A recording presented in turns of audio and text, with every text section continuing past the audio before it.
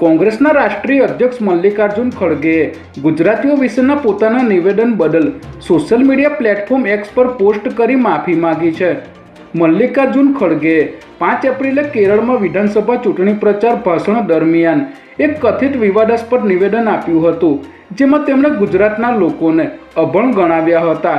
તેમના નિવેદન બાદ ગુજરાતીઓને ભાજપ તેમજ આમ આદમી પાર્ટી સહિતના રાજકીય પક્ષો અને આગેવાનો દ્વારા ભારે ટીકા કરવામાં આવી રહી હતી। ત્યારે ખડગેએ પોતાના નિવેદન પર માફી માંગી જણાવ્યું હતું કે ગુજરાતીઓની લાગણી દુભાવવાનો તેમનો કોઈ ઉદ્દેશ ન હતો।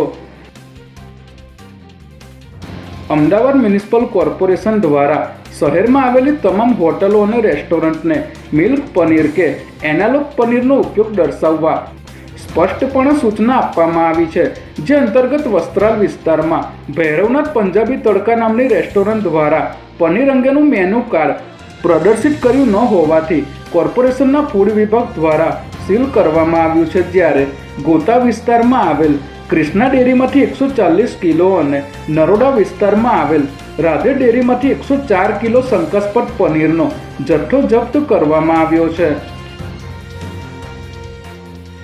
લખતર મામલતદાર કચેરીના નાયબ મામલતદાર અને પટ્ટાવાળો 20,000ની લાંચ લેતા રંગેહાથ ઝડપાઈ ગયા છે।